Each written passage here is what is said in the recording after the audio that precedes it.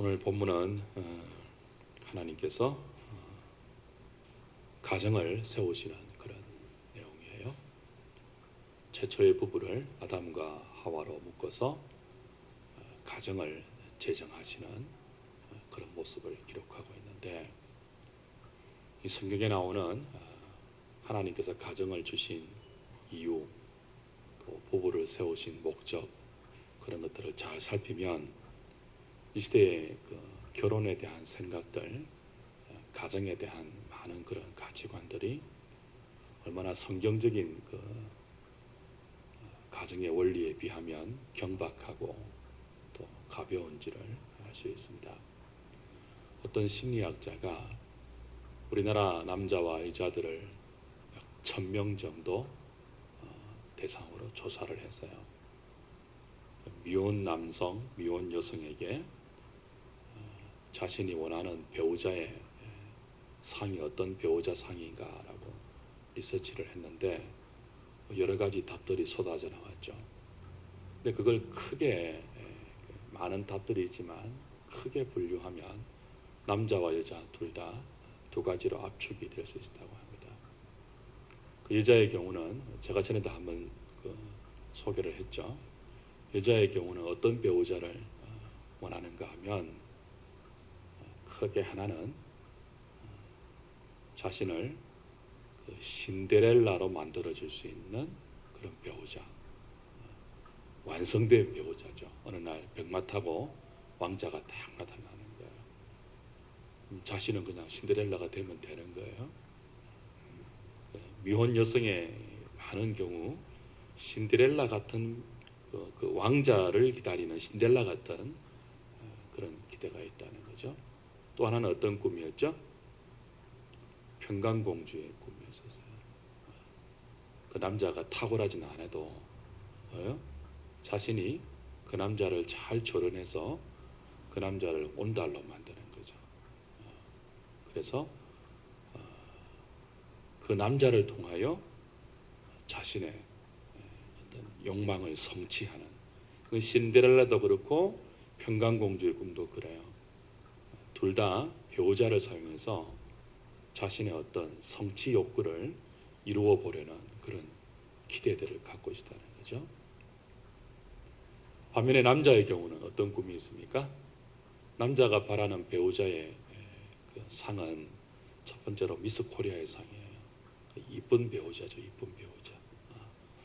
평생 그 배우자를 이렇게 데리고 다니면서 외모로 뽐낼 수 있는 그런 여자를 남자는 은근히 기대한다는 거예요. 또 하나는 뭐예요? 샤타맨의 꿈이 있다고 하죠. 복부인에 대한 꿈이 있어요. 이 재력을 가진 여자와 만나는 거죠. 그래서 놀고 먹을 수 있는, 평생 복부인을 만나서 자기는 샤타만 잘 내려주고 놀고 먹을 수 있는 그런 꿈을 미혼 남성들이 갖고 있다는 거예요. 한 5, 6년 전에 리서치입니다. 우리나라 조사예요. 우리나라 조사. 그러니까 여자는 배우자에 대해서 신데렐라와 평강공주의 꿈을 갖고 있고, 남자는 여자에 대해서 미스 코리아와 복부인의 꿈을 갖고 있다는 거죠. 둘 다 종합하면 뭐예요? 배우자를 통해서 혹은 가정을 통해서 자신의 욕망을 성취하려는 그런 어떤 기대를 가정 안에, 배우자 안에 담고 있다는 거예요. 혹시나 그리스도인들 청년들에게도 배우자에 대한 이런 헛된 꿈이 있을까 싶어서 염려가 됩니다. 자라나는 우리 교회에서 자라나는 아이들과 학생들 또 청년들에게 여러분, 결혼 준비를 잘 시켜야 돼요. 결혼식 준비를 하는 게 아니고 결혼 준비를 잘 해야 돼요. 부모가 해야 되는 거죠. 부모가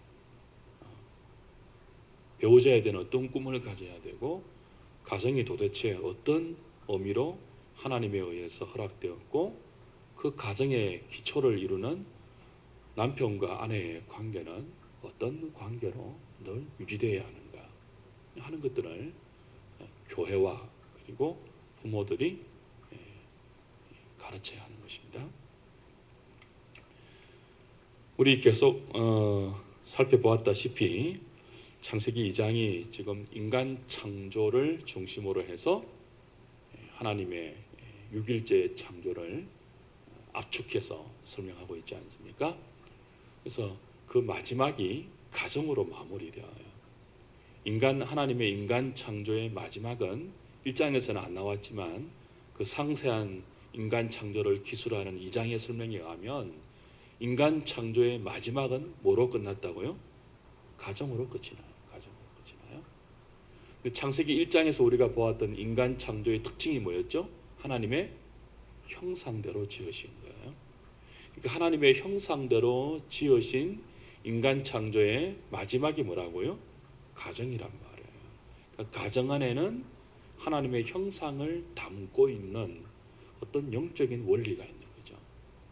그 가정의 기본 관계인 남편과 아내는 하나님의 형상이라는 숭고한 영적 비밀을 담고 있는 신성한 기관이 바로 부부와 가정인 것입니다. 다시 한번 우리 회고합시다. 복습을 좀 해야 되겠죠. 하나님이 당신의 형상으로 인간을 만드실 때 조금 상세하게 어떻게 만드시다고 했죠? 흙으로 사람을 지으시고 그 코에 생기를 불어넣으니까 리빙 빙 생명이 되었다 그랬습니다. 그리고는 그렇게 생명이 된 아담을 하나님이 어디에 두셨다고요? 에덴 동산에 두셨어요. 에덴 동산. 그리고 그 에덴 동산을 지키고 경작하고 다스리는 사명을 주셨어요. 무엇과 더불어 주셨죠? 언약과 더불어 주셨어요. 그 요약하면 뭐였습니까? 인간은 어떤 존재였어요? 하나님의 형상으로 지원받았는데 구체적으로 보면요, 흙으로 사람을 빚으시고 코에 생기를 불어넣어서 하나님의 형상이 되게 하셨어요. 그 생기라는 히브리 단어는 영혼이라는 단어와 똑같이 번역되는 단어예요. 잠언서에서 영혼으로 번역된 단어가 창세기 2장에서는 생기를 불어넣다 할 때 생기라는 히브리 단어예요. 그러니까 사람은 영육이 하나로 하나님의 형상을 반영하는 다른 피조물과는 구별되는 인격적 존재. 동시에 그 사람에게는 독특하게 하나님과 관계 지어진, 무엇으로 관계 지어졌죠? 언약으로 관계 지어진 언약적 존재임을 창세기 2장이 가르쳤어요. 자, 인간이 언약적 존재라는 뜻이 뭐였습니까? 인간은 기본적으로 피조물이잖아요. 피조물. 스스로 존재한 자생적 존재가 아니고 하나님에 의해서 만들어진 피조물이었잖아요. 그죠? 그래서 피조물이기 때문에 자기를 지으신 하나님을 늘 의지해야 하는 존재예요. 자기 혼자의 능력으로는 살 수 없는 존재란 말이에요. 그게 뭐예요? 흙으로 지었다는 증거입니다. 코에 생기를 불어넣었을 때 비로소 리빙, 살아있는 존재가 되었어요. 그러니까 하나님이 부여하신 생명의 기운, 생기가 없으면 인간은 스스로 단 한순간도 존재할 수 없는 티끌에 불과한 존재죠. 그리고 하나님이 불어넣으신 그 생기로 말미암아, 영혼으로 말미암아 인간은 감히 피조물임에도 불구하고 하나님과 뭐 할 수 있게 된 존재예요? 교제의 영광을 누릴 수 있는 은혜를 받은 존재예요. 한편으로는 피조물인데, 무엇과 같은요? 흙과 같은 피조물인데, 한편으로는 은혜를 받아서 하나님과 언약의 교제가 가능한 언약적 존재. 하나님과 감히 교제할 수 있고, 하나님과 감히 사랑할 수 있고, 하나님과 감히 마음을 주고받을 수 있는 언약적 존재로 은혜를 입었어요. 인간이. 그게 살아있다는 뜻입니다. 죄를 짓기 이전에 아담이 그렇게 리빙 빙이 되었어요. 살아있는 존재가 되었어요. 하나님으로 말미암아, 하나님의 은혜로 말미암아 흙에 불과한 자신이지만 감히 살아서 하나님을 대면하고 하나님의 안식을 누리고 하나님의 생명에 동참되어서 하나님과 교제하고 교감하는 존재. 이건 은혜죠, 은혜. 그죠? 그 은혜를 누렸습니다. 근데 이 은혜는 어디 안에서 가능한 거예요? 언약 안에서 가능한 거예요. 언약 안에서. 그 언약 안에서 하나님과의 교제를 기쁨으로 누리는 동산이 에덴 동산이었죠. 인간이 맨 처음 거주했던 곳, 에덴 동산, 가든 오브 조이, 기쁨의 정원이었어요. 기쁨의 동산이었어요. 누구 때문에? 하나님 때문에. 하나님이 부여하신 그 은혜 때문에. 인간은 에덴 동산에 있는 수많은 다른 피조물과는 달리 하나님의 형상으로 지음받아서 언약 안에서 그 기쁨을 자기의 기쁨으로 누릴 수 있는 유일한 피조물이었습니다. 그게 인간이 언약적 존재라는 뜻이에요. 그래서 에덴 동산에는 언약을 상기시키는 두 나무가 있었잖아요. 동산 중앙에 있는 두 나무의 이름 뭐였죠? 하나는 생명나무, 하나는 선악을 알게 하는 나무. 선악을 알게 하는 나무를 먹으면 뭐예요? 즉각 죽어야 되는. 그죠? 그 반대편에는 뭐가 있다고요? 생명나무. 의미심장하죠. 죽을 수 있는 나무와 생명나무. 이 두 나무는 인간이 누구임을 늘 상기시켜주는 나무였습니까? 인간이 언약적 존재라는 것을 늘 리마인드 시켜주는 나무였어요. 그러니까 아담이 에덴 동산에 있으면서 감히 흙에 불과한 피조물에도 불구하고 하나님의 기쁨을 누리고 하나님의 생명을 누리고 있으면서도 선악을 알게 하는 나무의 열매를 보면서 늘 뭘 기억해야 되는 거예요? 아, 내가 지금 에덴 동산의 기쁨을 하나님의 은혜 가운데 하나님이 주신 생명을 받아서 누리고 있지만 이 생명은 영원한 것이 아니구나. 저 언약을 알게 하는 나무가, 선악을 알게 하는 나무의 열매가 나에게 가르쳐 주듯이 하나님의 말씀에 불순종할 때는 이 생명을 빼앗기고 금방 뭐예요? 흙에 불과한, 사망에 불과한, 죽을 수밖에 없는 존재로 전락할 수 있는 것이 바로 나이구나 하는 것을 아담은 에덴 동산에 있는 언약나무를 통해서 늘 보는 거죠. 기억해야 하는 거죠. 그리고 하나님 말씀에 순종해서 그 영원한 생명을 향하여 완성되어 가야 하는 은혜에 대한 사모함을 생명나무를 보면서도 소망 가운데 가지는 거예요. 그러니까 인간은 언약적 존재로서 한편으로는 뭐예요? 내가 이렇게 참 복된 존재로 여기 에덴 동산에 있지만 이건 이 기쁨과 안식과 생명은 영원한 것이 아니고 죽음으로 전락할 수도 있는 생명이며 한편으로는 뭐예요? 하나님 말씀에 순종할 때 철저하게 하나님을 의지하는 그런 은혜 가운데로 나아갈 때 이건 그리스도를 통하여 생명나무 대신 그리스도를 통하여 영원한 영광으로 완성될 수도 있다는 소망을 동시에 갖고 있는 언약적 존재. 그게 아담이었어요. 그게 인간이었어요. 여러분은 우리 자신 인간에 대한 깊은 이해가 필요해요. 우리가 어떤 존재인지. 한편으로는 뭐예요? 너무나 존귀한 은혜 가운데 하나님의 형상을 닮은 존귀한 인간이지만 그게 하나님의 은혜에서 벗어날 때 스스로 살려고 하나님의 주권적인 은총의 그늘을 벗어날 때 즉각 뭐가 될 수 있는 존재예요? 티끌이 될 수 있는, 사망으로 전락할 수 있는 존재예요. 언약적 존재예요.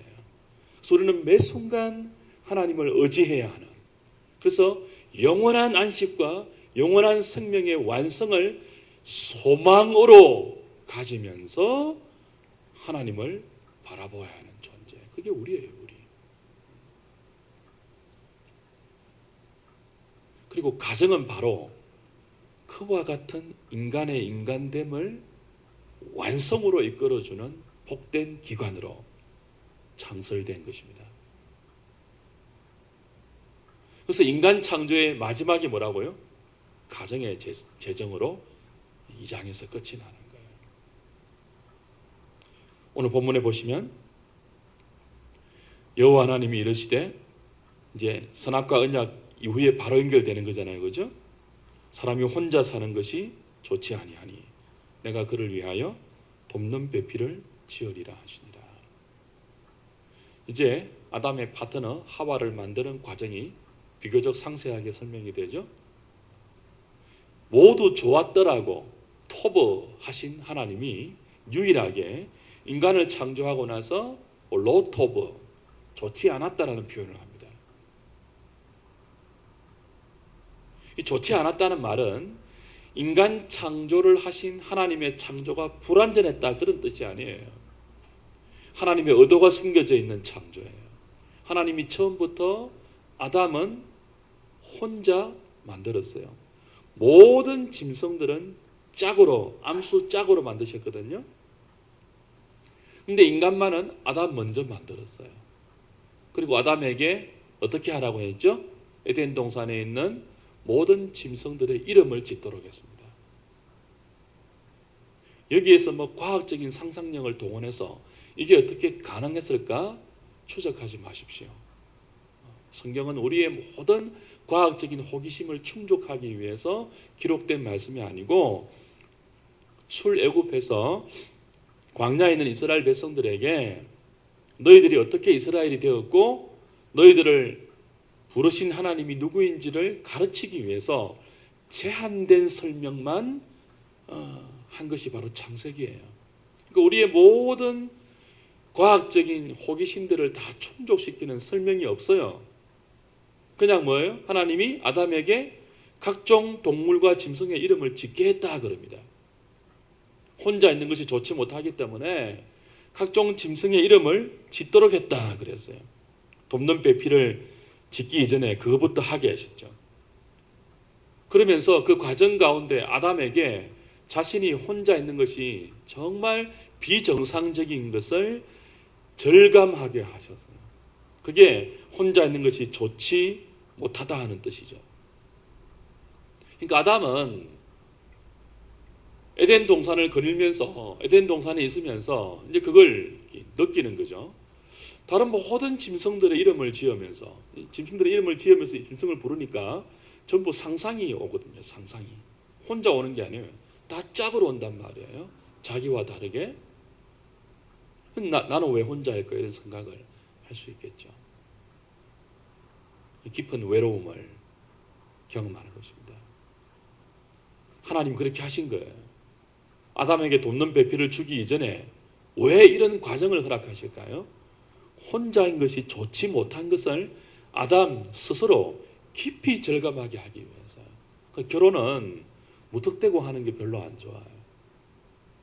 노총각 노처녀의 시대를 보내면서 혼자 있는 것이 얼마나 외로운가, 고독의 절정을 좀 깊이 체감하면서 배우자가 얼마나 귀한지를 뼈속 깊이 느낄 때쯤 하나님이 짠 하고 주시면 뼈 중에 뼈, 살 중에 살, 이런 고백이 나오는 거죠. 그렇지 않고 그냥 남자들 빨래하는 것이 귀찮아서 빨래해줄 여자를 찾기 위해서 결혼한다, 뭐 이런 생각을 하면 안 돼요.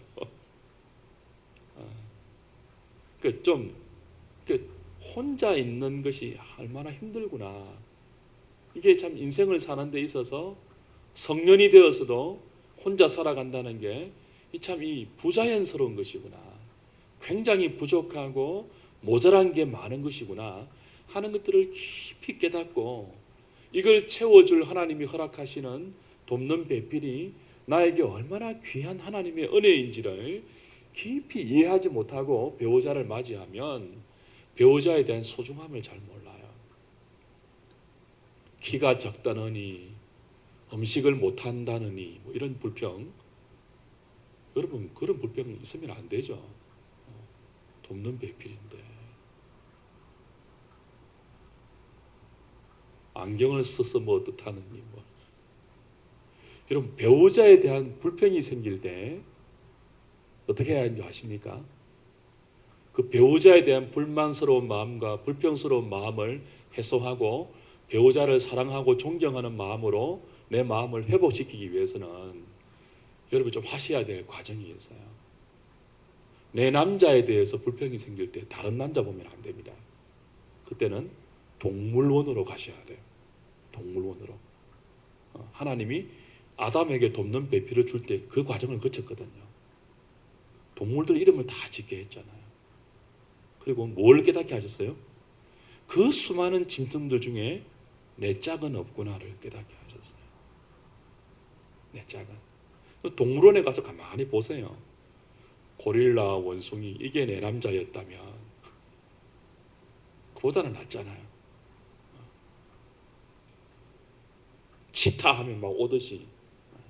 타잔하고 치타가 배우자가 될 수 있어요? 타잔에게는 죄인입니까? 뭡니까? 그게 배우자죠. 치타는 그냥 애완동물이고. 내 남자와 내 여자에 대해서 불평이 생길 때 하나님 왜 저런 사람을 내 짝으로 주셨습니까? 동물원에 가셔서 깊이 묵상하십시오. 하마를 내 배우자로 주지 않는 것에 대해서 감사하시고, 미련한 곰이 나의 남편이 아닌 것을 감사하시고, 그래도 하나님이 돕는 배필로 저 남자와 저 여자를 주셨을 때는 하나님의 섭리가 있다는 것을 믿음으로 동물원에 가셔서 묵상하시고 돌아오셔서 잘 하는 것입니다. 잘 해야 되는 것입니다. 돕는 배필이라고 할 때 우리 지난주에 했지 않습니까? 무엇을 돕는다는 거예요? 하나님이 아담에게 어떤 사명을 주셨다고요? 에덴 동산을 지키고 경작하고 다스리라는 사명. 2장 15, 16, 17 다 나왔잖아요. 그죠? 그리고 언약을 주셨잖아요. 그러니까 인간은 에덴 동산 지킴이로 처음 지원받았습니다. 기쁨의 동산으로 늘 유지될 수 있도록 인간은 에덴 동산을 지켜야 되었어요. 자기 삶이 에덴 동산에 있는 기쁨으로 충만하기 위해서, 그 기쁨을 지키기 위해서 하나님은 아담을 에덴에 두셨어요. 에덴 동산은 천국의 원형입니다. 천국의 씨앗이에요. 완성된 천국이 아니고 최초의 하나님 나라예요. 에덴 동산이 최초의 천국이란 말이에요. 죄가 들어오기 이전에. 그래서 이름이 기쁨의 동산이잖아요. 그러니까 가정은 우리의 삶이 기쁨의 동산 되기 위해서 하나님이 주신 거룩한 기관입니다. 하나님이 에덴 동산의 주인이 되고 아담은 그 에덴 동산의 지킴이가 되어서 하나님의 주권의 지배를 받는 백성이 되고, 그렇죠? 에덴 동산은 하나님 나라의 국토가 되어서 작지만 완벽한 나라의 3요소를 구성하고 있는 천국의 씨앗이에요. 하나님은 에덴 동산에 아담을 두시고 그걸 지키라고 명령하셨어요. 그걸 다스리라고 하셨어요. 그리고는 뭐예요? 그 사명을 가진 아담을 돕는 배필로 누굴 주셨다고요? 하와를 주셨다고요. 그 에덴 동산을 지키는 사명을 가진 언약적 존재인 아담을 도울 수 있도록 누굴 주셨다고요? 아내, 배우자, 부부를 주신 거예요.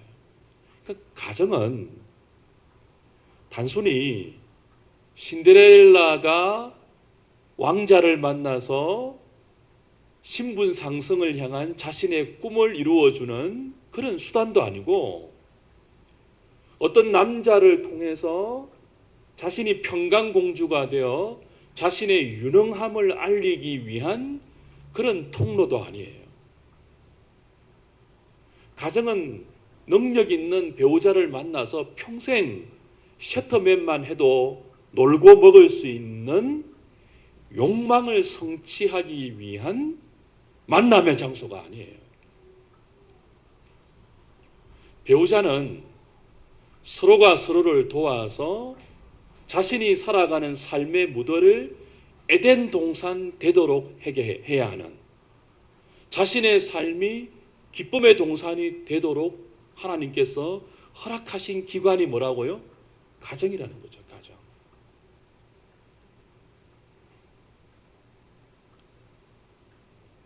그래서 이 가정에 돕는 배필은 남자와 여자가 둘이 서로 한 몸이 되어서 한편은 그리스도를 상징하는 배역을 맡고 한편은 교회를 상징하는 복종의 배역을 받아서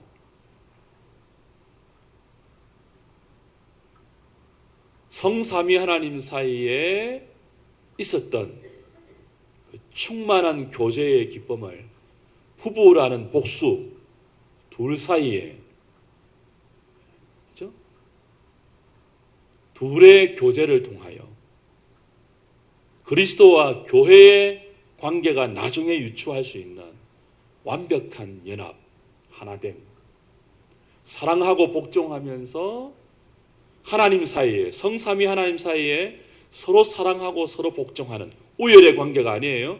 삼위 하나님은 우열에 차등이 없어요. 그러나 질서가 있어서 서로 완벽한 사랑과 완벽한 기쁨 가운데 교제를 누렸던 그 완벽한 안식과 완벽한 행복을 삼위 하나님 사이에 갖고 있었고, 그 하나님 사이의 기쁨과 안식과 행복을 맛보여 주기 위해서 만드신 존재가 인간이에요, 인간.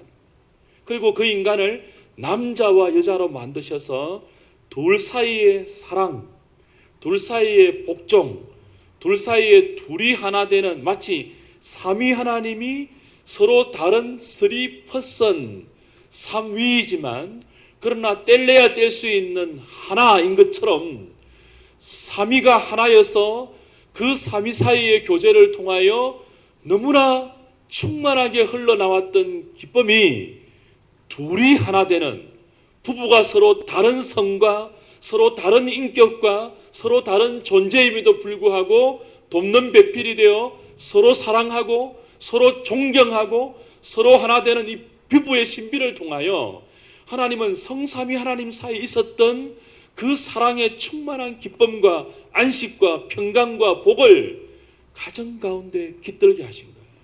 그리고 그 가정의 기쁨, 에덴 동산의 기쁨이 지켜지도록 한 거예요. 더 나아가서 하나님만의 그 지고한 사랑으로까지 자라갈 수 있도록 관리하게 하신 거예요. 누구를 통해서요? 남자와 여자의 부부됨을 통하여서. 그러니까 가정과 부부에는 쉽게 마음에 좀 안 든다고 깨버리고 다른 남자 찾고 다른 여자 찾아서 이기적인 욕망을 충족시키려는 그런 경박한 기관이 아니에요, 가정은. 가정은 굉장히 숭고한 집단입니다. 신성한 제도예요. 그런즉 이제는 둘이 하나가 되었으니, 그죠? 하나님이 하나가 되게 하신 이 둘을 사람이 나눌 수 없다고. 이혼을, 그죠? 계명으로 사용하면서 음욕의 수단으로 채웠던 바리새인들을 향하여 예수님이 하셨던 중요한 교훈 중에 하나가 뭐예요? 오늘 창세기 2장 24절, 그죠? 이 나오는 이 말씀을 예수님이 맡아보면서 그대로 인용하여서 이혼을 묻는 바리새인들에게 그 이혼을 가지고 바리새적인 율법을 적용해서 마음대로 이혼해서 성적인 욕망을 채웠던 유대인들에게 예수님 바로 이 창세기 2장 24절을 인용하시면서 그럴 수 없다고 답변하신 것입니다. 가정은 그런 것이 아니라는 거예요. 너무나 신성한 하나님께서 허락하신 영적인 비밀을 담고 있는 숭고한 기관이라는 거죠. 남편과 아내 사이는 신성한 사이입니다. 신성한 사이예요. 당신이 그럴 수 있어, 이 왼수야, 이런 말 함부로 하면 안 돼요. 그러니까 한쪽은 뭘 담당하는 역할이라고요? 그리스도를 담당하는 역할이 누가요? 남자가. 여자를 자기 몸처럼 사랑하는, 그리스도가 교회를 어떻게 사랑하십니까? 흠이 많고 점이 많음에도 불구하고 당신의 목숨을 내어주기까지 사랑하신 그 역할을 남자가 이렇게 그 남편이라는 이름으로 감당하면서 부족한 자기를 사랑하신 그리스도의 사랑을 깊이 깨닫는 역할이 남편이라는 역할이에요. 남자가 어떻게 여자를 구박하고 때리고 그럴 수 있습니까? 그럴 수 없죠. 그리스도가 교회를 때린 거 보셨습니까? 그렇게 흠이 많은 교회라도 그리스도는 교회를 위해서 당신의 몸을 주셨어요. 여자는요, 교회의 역할을 맡은, 영적으로 그렇죠. 그리스도에게 그렇죠? 죽기까지 복종하는 이 역할을 감당하면서 신부된 자신의 깊은 영적인 비밀을 그 생의 아내라는 이름으로 조합해가는 그날까지 훈련하고 깨달아가고 체득하는 기관이 가정이에요. 가정. 둘이 지지고 볶고 하면서 그걸 배우는 거예요. 남편과 아내라는 이름으로 한 몸으로 이 부부라는 이름으로 만나가지고 가정을 이루면서 우리의 가정을 에덴 동산으로 만들어가는 그 모든 과정을 통과하면서 우리는 뭘 배우는 거예요? 그리스도와 교회의 관계가 어떤 관계인지를, 왜 남편은 아내를 사랑하는 것이 자기 몸을 주어야 하는 것까지 어려운 것인지를, 왜 아내가 남편에게 순종하는 것이 그리스도의 은혜가 없으면 안 되는 것인지를 평생을 배우는 거예요. 평생을. 거기서 이제 언약을 다시 배우는 거죠. 주님의 은혜가 아니면 우리의 가정은 금방 티끌로 전락할 수 있는, 에덴 동산이 아니고 티끌로 전락할 수 있는, 가정에서 하나님의 통제와 하나님의 간섭과 하나님의 그 권위를 벗어나서 하나님이 없는 부부만의 힘으로 무엇인가를 이룰 수 있다고 생각하는 그 순간부터 가정은 하나님이 의도하신 그 기쁨의 동산이 아닌 사탄이 비집고 들어와서 부부 사이를 깨트려버리고 저 여자 때문에 불행해, 저 남자 때문에 불행해 라는 마음이 삭트면서 지옥이 되는 것이죠. 그래서 가정은 남편과 아내가 힘을 잘 합해서 서로 돕는 배필이 되어 에덴 동산으로 잘 지켜야 하는 기관이에요.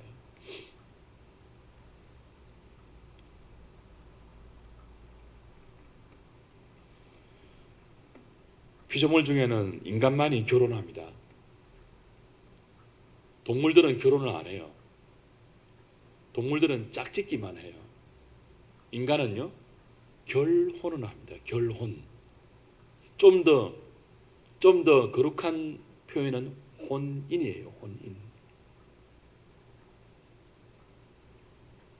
여기에 이 가정과 혼인, 여기에는 굉장한 영적인 비밀이 들어있어서 쉽게 세우거나 쉽게 허물 수 있는 그런 것이 아니에요. 부모님들 자녀들 교육을 잘 시키세요. 그리고 이미 부부로 묶여진 기성 부부들도 조합해 가는 그날까지 부부의 의미가 뭔지를 잘 생각하셔야 돼요. 하나님은 서로 다른 남녀를 돕는 배필로 세우셨어요. 돕는다는 말은 에째르라는 단어인데 강한 자가 약한 자를 돕는 의미가 있습니다. 에째르라는 히브리 단어는 사람과 사람 사이에는 유일하게 창세기 2장에만 나와요. 보통은 언제 나오는가 하면 하나님이 인간을 도우신다 할 때 이 에째르라는 단어가 나와요. 근데 왜 여자가 남자에 돕는 배필이에요? 왜 여자가 남자에? 여자가 더 탁월하기 때문에 그래요. 남자보다. 여자가 더 뛰어나지 않습니까? 남자보다. 남자가 가진 것은 힘밖에 없잖아요. 안 그런가요? 우리 집만 그런가요? 여하튼 상방적인 의미가 있겠지만 하나님은 남자에게 여자를 에째르 더 강해서 도울 수 있는 배필로 주셨어요. 다음 주에 보겠지만 이게 죄로 깨어지면요, 여자는 남자를 소유하려고 하고 남자는 여자를 다스리려고 하는 깨트리즘이 발생합니다. 근데 이제 원래는 이렇다는 거죠. 원래는 서로 소유하려고 하고 다스리려고 하는 이 지배가 아니고 서로 다른 차원에서 힘이 더 있어서 능력이 더 있어서 서로가 서로를 도울 수 있는, 그래서 그 가정을 에덴 동산 되게 만드는 그런 독특한 관계, 부부예요. 부부. 남자와 여자는 서로 더 강한 쪽이 있습니다. 정서적으로, 사회적으로, 육체적으로, 영적으로 서로 더 강한 쪽이 있어요. 그러면 강한 쪽이 약한 자를 도와서 그 가정이 하나님 나라 되게 하도록 늘 하나님을 향하여 나아가야 하는 관계이죠. 남자와 여자는 서로 다르지만 또 어떤 면에서는 남자가 강하고 어떤 면에 여자가 강한 그런 차이가 있지만 분명한 건 뭐예요? 서로가 보완해서 도와야 한다는 존재이죠. 남자는 오른쪽 뇌가 발달한다고 하잖아요. 오른쪽 뇌는 기억을 저장하는 기능이 많이 있죠. 여자는 좌뇌가 발달하고요. 이건 이미 정신 분석학적으로 밝혀진 거잖아요. 좌뇌는 어떤 기능이에요? 인식하고 직관적인 기능이 발달했죠. 그 남자는 암기를 잘하죠. 예를 들어 이런 것이 서로 다른 거예요. 우뇌와 좌뇌가 발달한 남녀가 서로 돕는다는 것은 차이를 잘 이해하고 배려해 줘야 한다는 뜻이 있죠. 오늘 우리 시차례에 목사님 사모님 한 분이 돌아가셔서 장례식에 제가 참여하고 왔는데요. 사모님 나이가 52이에요. 저하고 동갑입니다. 돌아가셨어요. 유방암이 머리까지 전이 되셔가지고 돌아가셨는데 이제 남편이 54살이에요. 마지막 발인 예배를 치르기 이전에 그 사모님의 영정을 묵끄러미 보면서 눈시울을 붉히는데 마음이 짠하더라고요. 근데 이제 그 참석한 우리 목사님들끼리 이런 말들이 오고 갔어요. 혼자서 목회를 할 수 있겠나? 사모님도 없는데 신방은 어떻게 가겠나? 정혼을 해야 되지 않을까? 이런 말들이 오고 갔어요. 혼자서 잘 하시겠는가? 만약 이런 경우에 남자가 어디 가서 야, 그 사람 세상과 같다 하더라 그런 말을 아내에게 했다 칩시다. 그 남자는 무슨 의미로 한 거예요? 그냥 남자는 우뇌가 발달하니까 기억에 잘 저장했다가 아내가 보면은 그냥 단순하게 뭐예요? 아, 그 사람 재혼했다 하더라. 그냥 우뇌에 저장된 기억을 꺼내서 전달한 것에 불과해요. 여자는 그 말, 저 사람 세상과 같다 하더라는 말을 어떻게 듣는다고 들을 때 좌뇌로 들어요. 좌뇌는 어떤 기능을 잘한다고요? 직관적으로 인식하는 기능을 잘한다고요. 해석을 하는 거죠. 저 남자 세상과 같다 하더라라고 그냥 남자는 단순하게 기억된 정보를 꺼내서 전달한 것뿐인데 여자는 뭐라고 한다고요? 당신 나 죽이면 당신도 세상과 가려고 이렇게 받아들인다니까요. 이게 서로 다르잖아요. 근데 이걸 뭐예요? 서로 도와야지 돕는 배필이 되는 거예요. 정서적으로도 다르고 영적으로도. 여러분 한 가정에 남편과 아내가 신앙이 다 좋은 커플이 있던가요? 없습니다. 별로. 제가 목회를 하니까 알잖아요. 신방하니까 알잖아요. 분명히 어떤 가정이든 차이가 나요. 남편이 믿음이 좋으면 여자가 좀 떨어지고요. 아내가 믿음이 좋으면 남자가 바닥을 치고요. 그런 가정이 대부분이에요. 그럴 때 믿음이 강한 쪽이 에째르가 되어야죠. 돕는 배필이 되어야죠. 그래서 뭘 하는 거예요? 우리의 가정을 에덴 동산 되도록 경작해야 되는 거예요. 그리고 에덴 동산의 기쁨이 더 확장될 수 있도록 지켜야 되는 거예요.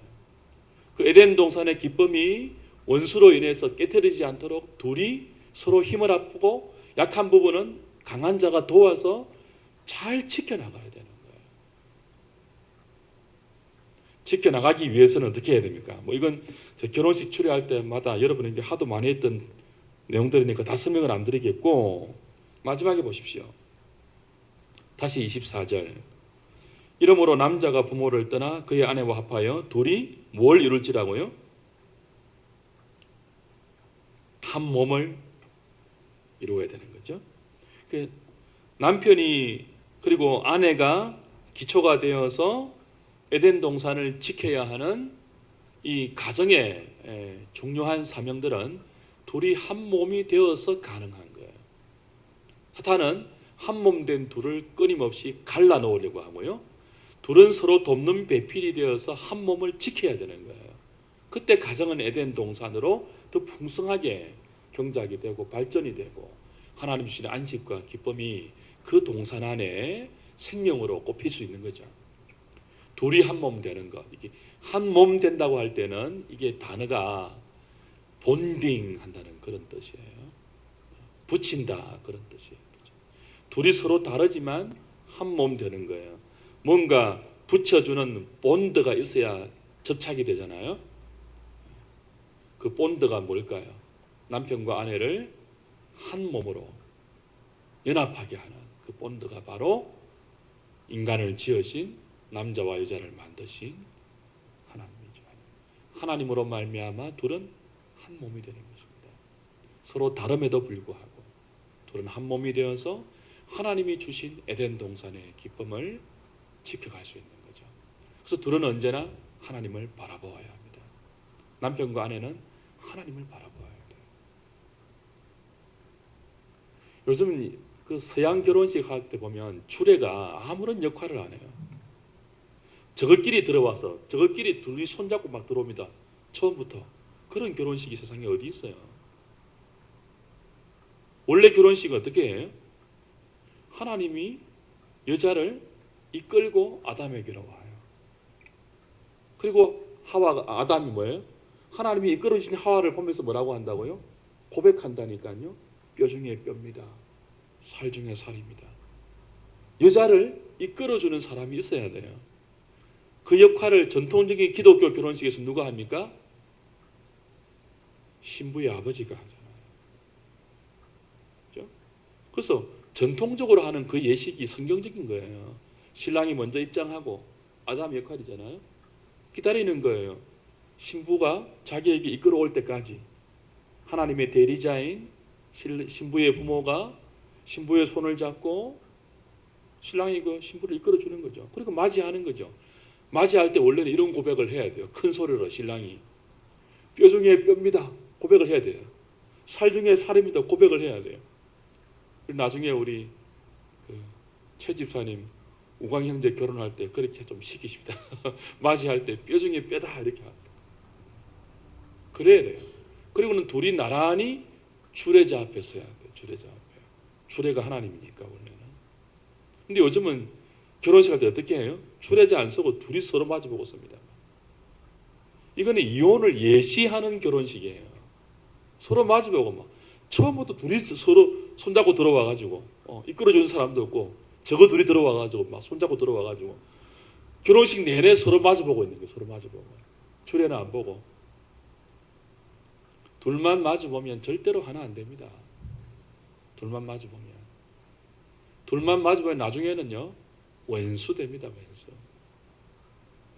둘이 나란히 서서 하나님 바라보아야지 하나가 되는 거예요.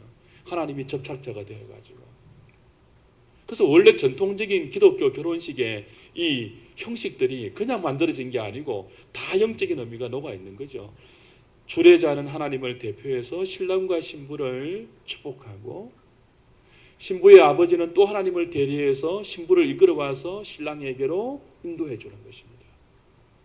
그리고는 둘이 나란히 서서 주례자를 바라보는 거죠. 평생 뭐 하는 거예요? 그렇게 둘이 나란히 서서 진짜 주례자 되시는 하나님을 바라보면서 돕는 배필이 되어 우리의 삶의 무대를 에덴 동산으로 잘 경작하겠습니다. 잘 지키겠습니다. 우리 가정이 에덴 동산의 그 기쁨과 안식과 생명이 넘쳐나도록 서로 사랑하고 서로 복종하는 남편과 아내의 역할을 감당하겠습니다. 그 다짐을 언약 가운데 하는 시간이 혼인 예식이죠. 그래서 혼인 예식은 굉장히 신성한 거예요. 될 수 있으면 교회에서 하십시오. 될 수 있으면.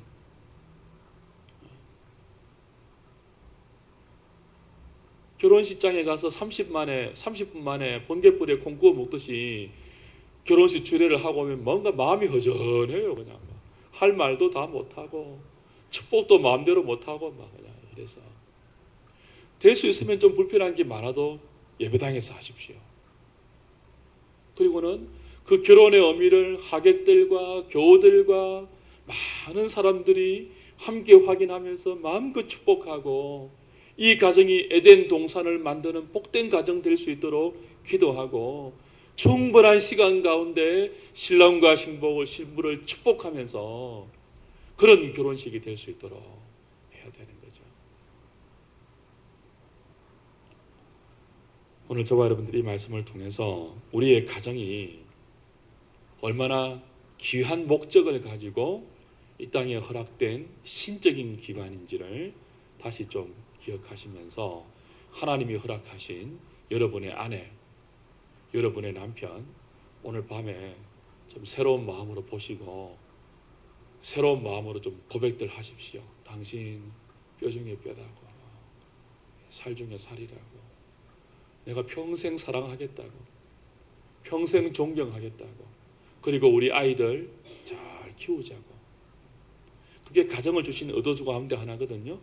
경건한 자손을 생산해서 그 경건한 자손을 잘 양육하는 것, 그게 하나님 나라의 확장이란 말이에요. 그런 가정 되기 위해서. 혹은 이런 가정의 모델에 우리의 현실이 너무 좀 동떨어져 있어서 가슴 아픈 분도 있겠죠. 기도하시면서 하나님, 우리 가정이 이런 하나님의 의도대로 회복될 수 있도록 은혜를 주십시오.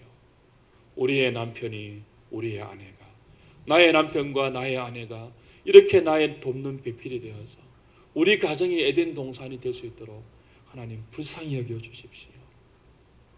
여러분, 남편을 위해서 기도하고, 아내를 위해서 기도하고, 자녀를 위해서 기도하고, 가정을 위해서 기도하는 이 가정을 향한 공격이 무차별적으로 부어지고 있는 시대 속에서 여러분의 가정을 부부가 돕는 배필이 되어서 잘 지켜나가는, 천국으로 지켜나가는 은혜가 있기를 바랍니다. 찬송하고 기도하겠습니다.